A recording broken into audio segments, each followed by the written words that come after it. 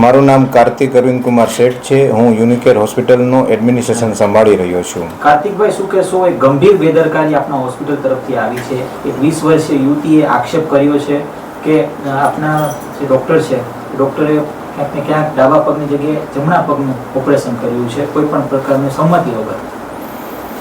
સપનાબેન અમારે ત્યાં primary consulting માટે પહેલાં આવેલા હતા. ડાબા પગની કમ્પ્લેન લઈને આવેલા હતા. એમને ત્યારે આપણે દવા લખી દીધેલી હતી કે ભાઈ આ દવા તમે લેશો તમને સારું થઈ જશે.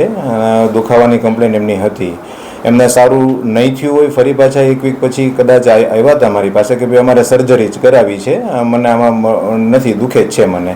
એટલે ત્યારે આપણે એમને આયુષ્માન કાર્ડ અંતર્ગત એમની લેફ્ટ એવી માલફોર્મેશન જે એમની ડિસીઝ હતી, સાથે સાથે બાયલેટરલ પોપ્લિટિયલ એન્ટ્રેપમેન્ટ, એ બંને વસ્તુ માટે આપણે એમને દાખલ કર્યા હતા. ડાબા પગની એમની જે કમ્પ્લેન હતી એ માટે આપણે એનું ઓપરેશન કરવાનું હતું. સાથે સાથે અમે જ્યારે પ્રી ઓપરેટિવ રિપોર્ટ કરતા હોય, સોનોગ્રાફી કરતા હોય, ત્યારે એવું જાણવા આવ્યું હતું કે ભાઈ ડાબા પગની સાથે સાથે 80% કેસમાં જમણા પગમાં પણ આ વસ્તુ હોઈ શકે.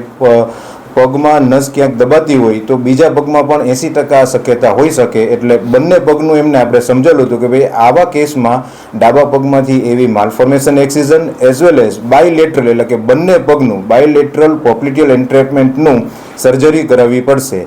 એ દર્દીની સાથે દર્દીના ફઈ આવેલા હતા. બંનેને આપણે વર્બલી સાહેબે સમજાવેલું હતું અને પછી એમની આપણે કન્સેન્ટ લીધેલી હતી. સાહેબ, એમને એવો આક્ષેપ કર્યો છે અને પોલીસમાં અરજી પણ કરી છે કે ડાબાની જગ્યાએ જમણા પગમાં ઓપરેશન કરી નાખ્યું છે. શું કહેવું છે આપનું? ઓપરેશન બંને પગમાં કરેલું છે, ડાબા પગમાં તથા જમણા પગમાં બંને પગમાં કરેલું છે. ડાબા પગમાં એવી માલફોર્મેશન એક્સિઝન એક સર્જરી કરેલી છે. જમણા પગમાં બાયલેટરલ પોપ્લિટિયલ એન્ટ્રેપમેન્ટ છે, એની સર્જરી બંને પગમાં આપણે કરેલી છે. અને એ કરતાં પહેલાં મેં જેમ કીધું એમ બંને એમના રિલેટિવને આપણે સંપૂર્ણ રીતે એમને સમજાવેલ હતું અને સંપૂર્ણ સારવારની સહમતિ આપણે એમની લીધેલી હતી. અને જે સહમતિ જે છે એ પણ ગુજરાતીમાં જ લખેલી હતી અને એમણે ગુજરાતીમાં જ આપણે સમજાવેલું હતું એમને. ઓકે.